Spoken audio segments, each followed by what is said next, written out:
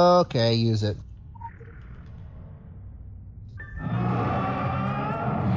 Yeah! Okay, people exist now. I can grab the quest.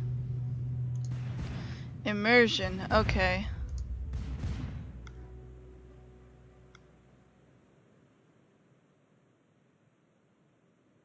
Come to gloat. How the mighty have fallen? Yeah, there's that.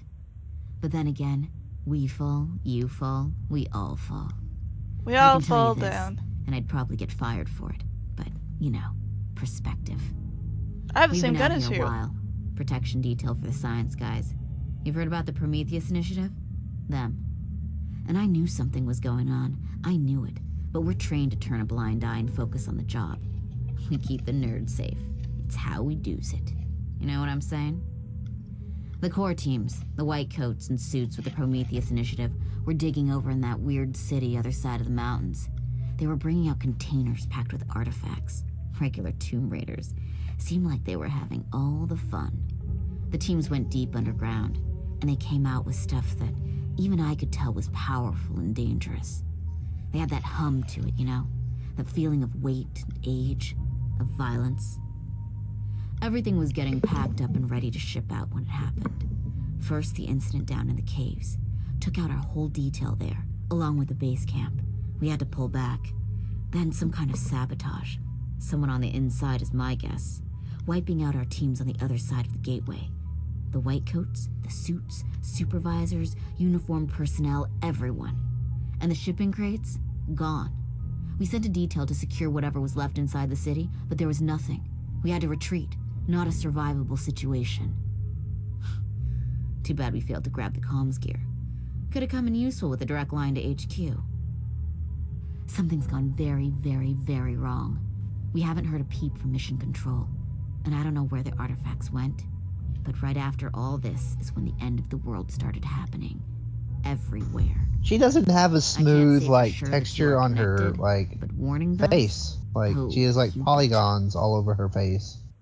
Really? I guess it was seems just... fine for me. Okay. Maybe it loaded weird for you.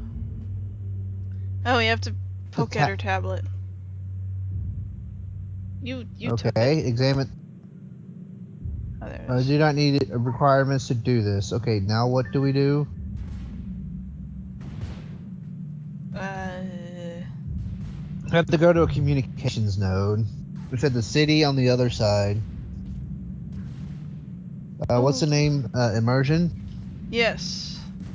Goodbye. Communication node. Let's see where these nodes are. I don't know. Oh, one of the communication towers.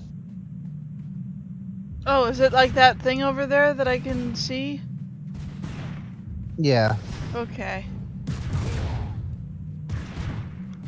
I realized the way I described that was really good, too. Yep, that thing over there with the stuff. Yeah, we gotta get to that thing.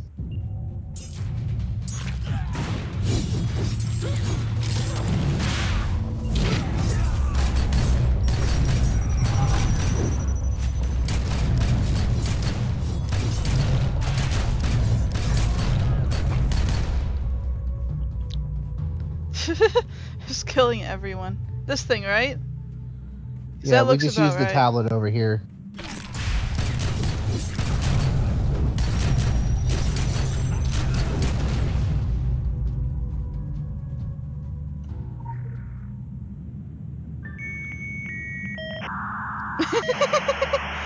That sounded...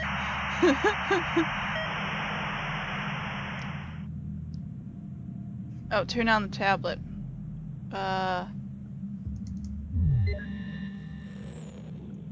Flat on your back.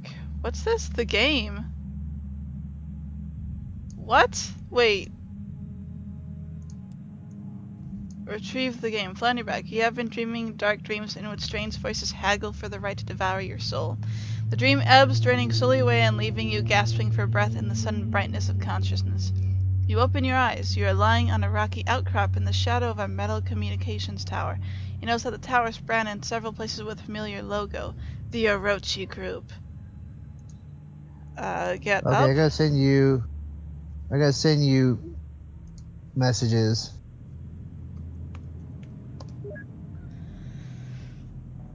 You have, Oh, so this might have been like the first version of the, like, choose your own adventure Yeah. thing, I guess. They don't allow as many responses, I just realized, because I tried to say get up, but it was like, no, you can't, you have to do it differently. So I was like, okay. You climb to your feet, wincing as dizziness threatens to overwhelm you. It feels as though someone, somewhere, has given you a gigantic slap to the face. Shading your eyes against the harsh sunlight, you take a look around at your surroundings. You can see that you are standing on a rocky outcrop. Oh, one of several that dot the floor of the large sandstone canyon. A sandy path runs between the rocky outcrops. Though to reach the path from here would be a fall of several meters and almost certainly cause injury. There are armed men standing on the rocky outcrops, dressed in Orochi field armor. As you watch, one of the men twitches and makes a guttural comment to his companion. When he turns, you can see his head and is a writhing mass of tentacles. He has been corrupted by the filth. From where you are standing, a path runs away to the southwest, to a collection of shipping containers marked with the Orochi logo. To the southwest, then.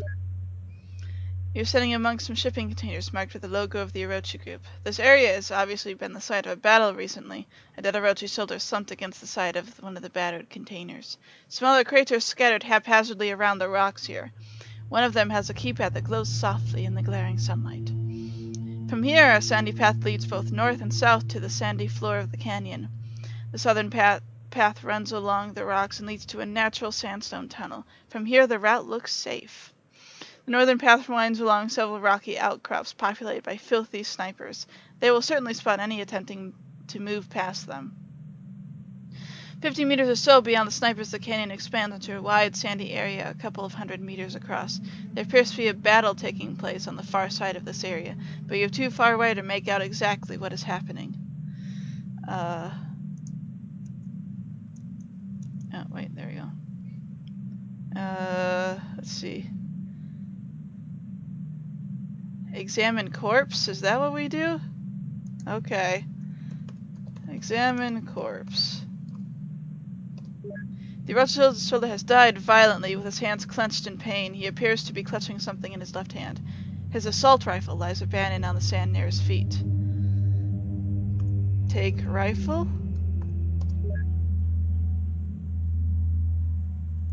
Load rifle. No, okay.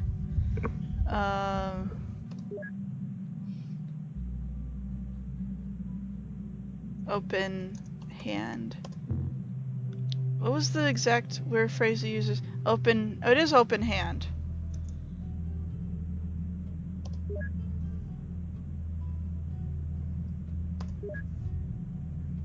Open hand. There you go. Ignoring the indignity to the fallen, you pry open the soldier's hand. A small piece of paper flutters to the ground. Read paper. The note reads, "The new shipment of crates is coming, but the company wasn't willing to spring for the fancy electronic locks for all the crates. I hope you have a crowbar somewhere in there. The only electronic crate that has that prototype teleporter. Read the manual. The code is 7945. Okay. Alright. Okay,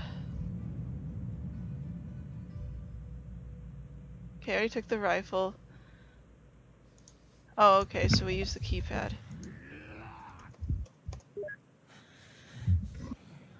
Oh, okay, I see.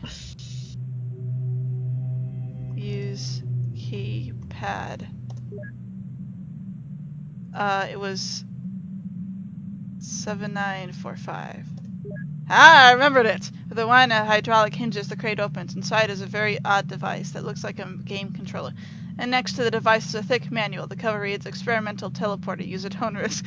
Oh, that sounds great! That's exactly what I wanted. Read manual, because that's always good.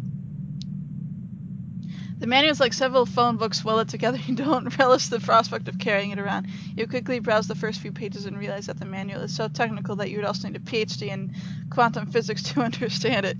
You do, however, find the following paragraph interesting.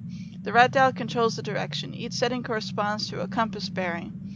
Original calibration indicates that dial setting is 1, or dial setting 1 is southeast. The left dial controls the power of the teleport. Each setting increments the power by a factor of 1. The original calibration settings for the device setting of 1 at a teleport distance of 10 meters. Once desired settings are entered, press the green button to initiate teleport. Warning! Teleporting inside solid objects will lead to instant death. That sounds great. Okay, so we take device. You take it.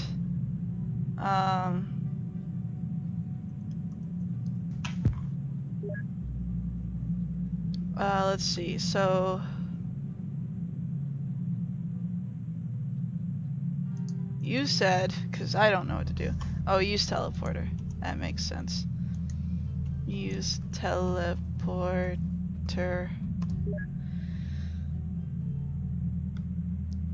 Right dial setting and left dial setting. Okay.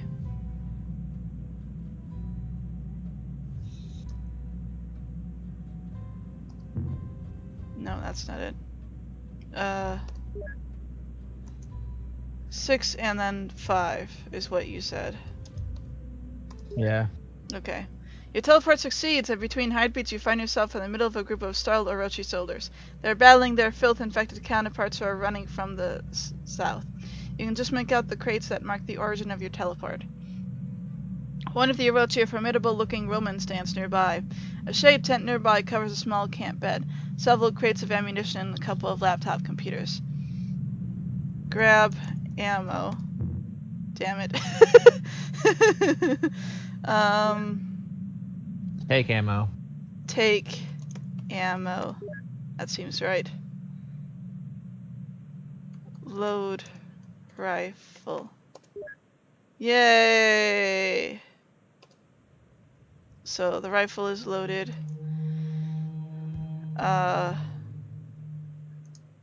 Okay. Back and then northeast? Northeast. The sand-covered path winds among the rocks, and you follow it until you can see some ancient ruins jutting out of the path just ahead of you. The path itself continues to the north, leading down to the ruins. But as you pause to examine the route, you notice something strange. The sand in the path bulges oddly, right at the point where the sand gives way to the stone of the ruins. It looks as if something is buried beneath the sand here. Use loaded rifle? Really? Yep. Use loaded rifle.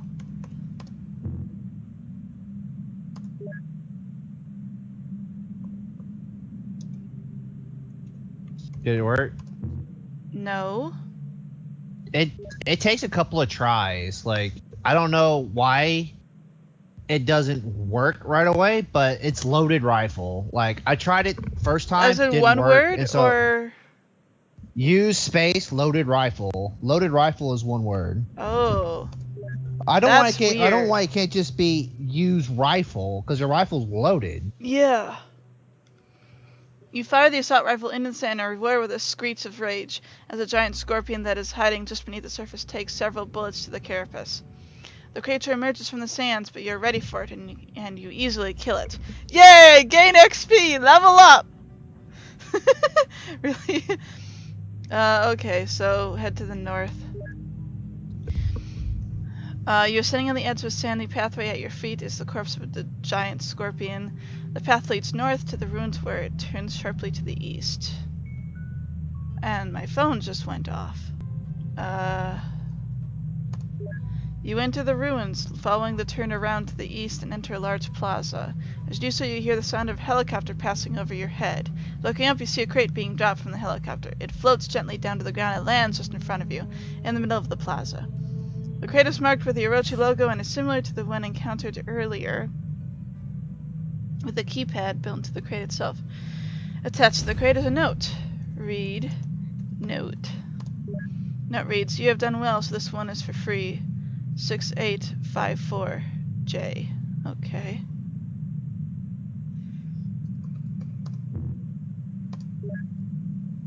Okay. Use key 6854. 6854. With a whining hiss of mechanical hinges, the crate opens to reveal. Congratulations, you have completed the first part of the game. Your level code to unlock progress to this section is Filthy Man. Good. Thank you for playing, and we look forward to seeing you in Game 2.0. Please quit to exit. Okay. Quit. Okay, so what? Come back to the camp. Okay. We're following the directions inside the story. Alright.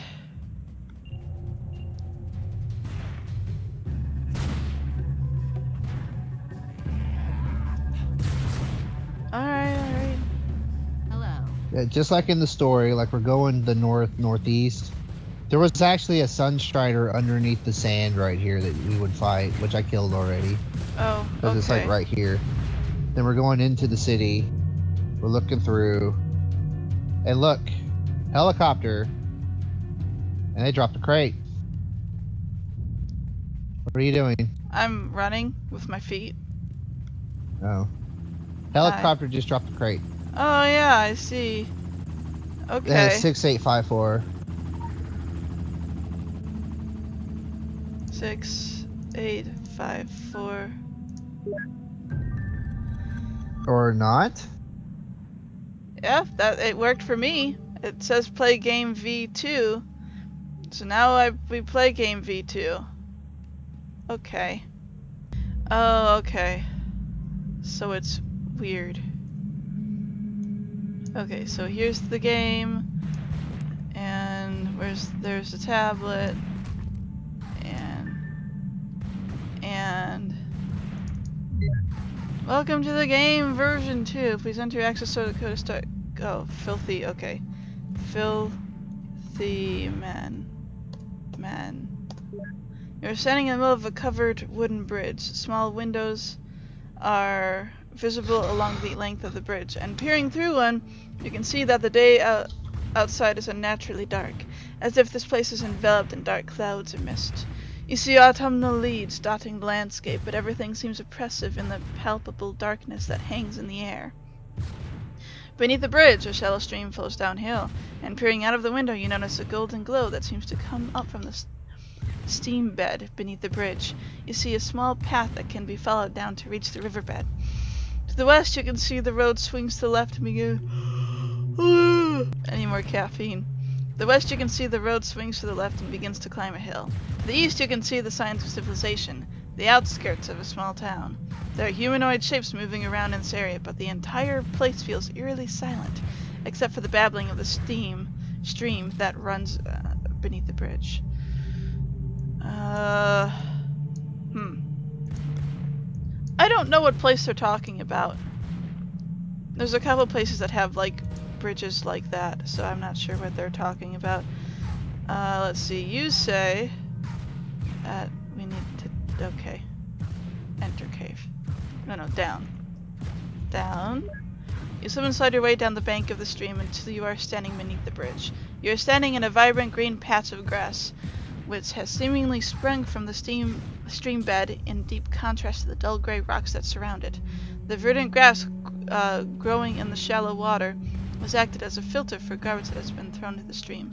A baseball glove, a small wind-up robot, and a broomstick all lie tangled in the weeds. Ahead of you is the western face of the bank, is a covered entrance, and the golden glow that you saw earlier emanates from within. A beehive dangles from the cave entrance, and you can see large golden bees drifting peacefully in and out of the hive. The river runs away into the south and disappears over a set of falls, and the path upstream is blocked by a fallen tree. Oh, I know this place now. This is in Kingsmith. Under the bridge that goes to Agartha. You say enter cave. Enter cave. As soon as you attempt to enter the cave, the beehive begins to boil with furious motion. You step backwards in alarm as thousands and thousands of bees emerge from the hive and forming a solid wall across the cave entrance. On the golden wall, the bees shift and dance, maneuvering their black and gold patterns into intricate positions until a picture begins to emerge among the pattern of black and gold. It is the image of a young girl, and you watch in astonishment as the mouth opens and the bee face begins to speak in the altered pitch of 1,000 buzzing bees. This is not a place for the uninitiated, the girl says, firmly peering at you. Her expression changes to hundreds of bees, making minute positional adjustments. And the girl suddenly appears thoughtful. Oh, is this a game? Yes. I thought so. It's a bit like the one John showed me. Let's see. She looks around. Ah, yes, I'm the Oracle again. Okay. Oh, I remember. I can help you only if you answer this riddle. Are you ready for the riddle? Yes. 2 men came down to Kingsmouth town with the mind to watch the show, and by the entrance one sat down and the other south did go. Now these 2 men were much alike, yet not as close as brothers. They shared the first within their names, but nothing of the others. One's last was for a frontiersman, the other's for a beast. The cowboy, not the Indian. My ears await the feast. And you say Boone. Oh, okay, Boone is one guy. That's okay. The girl smiles. That's right, a man who knows how to put people on the right path. That's Jack Boone. In return for your words, I offer you a fistful of power. Go up and take the path west. The town is not safe in the dark times. With that, the image disintegrates and a section of the swarm separates itself from the group, buzzing towards you. You hold your hand out to stop them and watch in amazement as they form a gauntlet that surrounds your hand and lower arm. You're now carrying... Really? Okay. We're now carrying a fistful of bees. Sure, okay. You're standing in the middle of a covered wooden bridge. Small windows are visible along the length of the bridge, and peering through one, you can see that the day outside is unnaturally... Oh, wait, this has already been said. And then up, and then west. You follow the road west to the bridge, finding that it curves to the south as it climbs the hill. You crest the hill, and the road widens to accommodate a viewing area complete with picnic benches and telescopes, before plunging steeply downwards and swinging west again. You barely have time to view the area when an earth-sign roar shatters the stillness. On the far side of the picnic tables is a massive bear, but something is clearly very wrong. Its fur is matted with blood, and a gaping wound exposes the bleached white of its rib cage. The eyes are milky white, the eyes of something long dead, and you can see maggots spilling from the wound on its side. Its back legs trail uselessly behind it as, oh, it's that bear that killed me that one time. As it drags itself towards you, razor sharp claws digging relentlessly into the asphalt. You have moments to react. Use bees. You swing your arm forward and pray the bees will know what to do. They do! With an audible hum, the bees surge forward and, as one, fly into the gaping hole where the ribcage of the bear still shows. At first there is nothing, then the bear continues advancing, but the golden glow begins to emanate from the gaping wound, and the sound of buzzing grows louder and louder. The bear slows and then stops, an entire body vibrating to the sound of buzzing that simply disintegrates as whatever foul agency was keeping its corpse animated dissipates. The bees escape the collapsing folds of flesh and fly, loop of victory around the corpse before disappearing back down the road where you came. Okay, type next to continue. You are standing at a lookout point at the top of the hill. There is a small viewing area here with a few evenly spaced telescopes. One telescope points east, another southeast, and the third faces south. From this vantage point, you can see some kind of school or university to the south, an amusement park to the southeast, and the houses that you glimpsed earlier from the bridge to the east. In the far distance, a lighthouse swings its lonely light across the landscape, and you can only surmise that you are on a coastline somewhere. There are also some picnic tables nearby, and what appear to be the desiccated corpse of a family on the ground nearby. The road runs away to the west, bending around the hill and disappearing from sight. The remains of a large zombie bear are putrefying on the road. Gee, I wonder where that came from. Let's see. After use bees, you said next, and then use southeast telescope. Use southeast telescope. The lenses of the front of the telescope seem broken as you move it. It rattles. You investigate the lens sockets and discover the source of the rattling. A small clockwork key. You pocket the key. Use south telescope. You focus the telescope on the buildings. You think you detect movement within, but it is impossible to move the telescope far enough to confirm it. You are just pulling away when you notice the carpet on one of the hallways bears the name of the location of Innsmouth Academy, 1798. Seems like a nice enough place. Oh yeah, sure. Innsmouth Academy is fine. Head west. Red's Bane Tackle Car Park. You are standing in a car park next to a 2-story building that obviously serves as a local fishing shop. The sign out in front of the store reads Red's Bait and Tackle. A large green bin is pressed up against the wall of the shop. A large fence separates the property from the forest behind it, and you are grateful because the half-glimpsed shapes in the murky woods send shivers of horror running down your spine. Ah yes, the Akab! I love those guys, they're great. In the car park there's a wigwam, a pickup truck, and a sedan. Both cars have custom plates. The truck is labeled Tomahawk and the sedan is Powwow. Cursory examination of the wigwam reveals that it is a cheap and tawdry thing, created for the benefit of credulous tourists. Across the road to the southwest, a small fishing pier juts out into the inlet. The tide is very low and there are strange clumps of biological material dotting the shoreline. Considering what you've seen so far, you are immediately wary of what they might portend. The road runs northwest, past the front of the store. Examine bin, it says. Rummaging around inside the bin, you run across several meters of fishing line, several sinkers, and a couple of bent hooks. Take hook. You take one of the hooks, and then you say, take line. Okay. Take line. Take sinker. Yeah. And I think you have to back out to use the sinker with the line, because it won't let you use the sinker with the line right away. You have to back out of the bin after you take your things. Okay.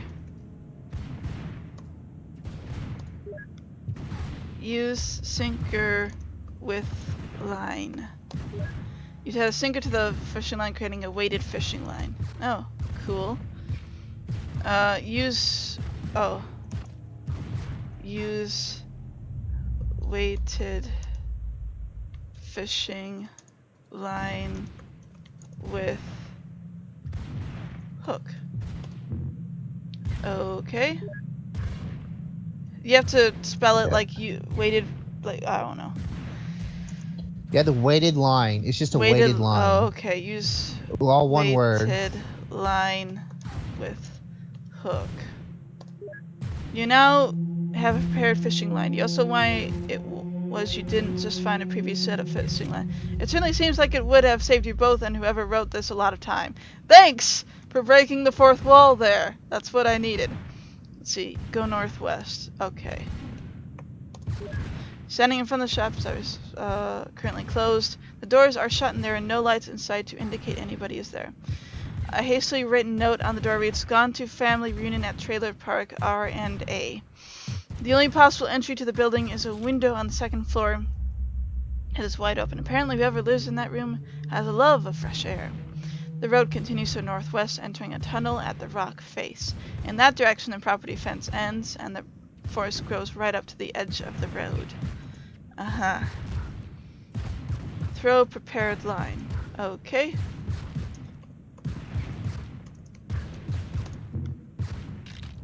I do not have a line. What? Wait.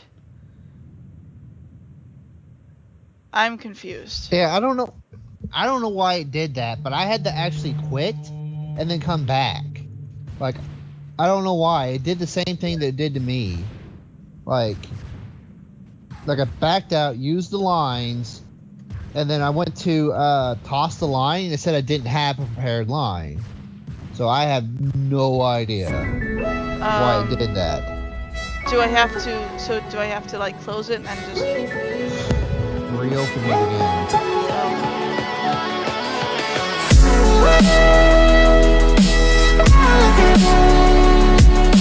Waiting for you.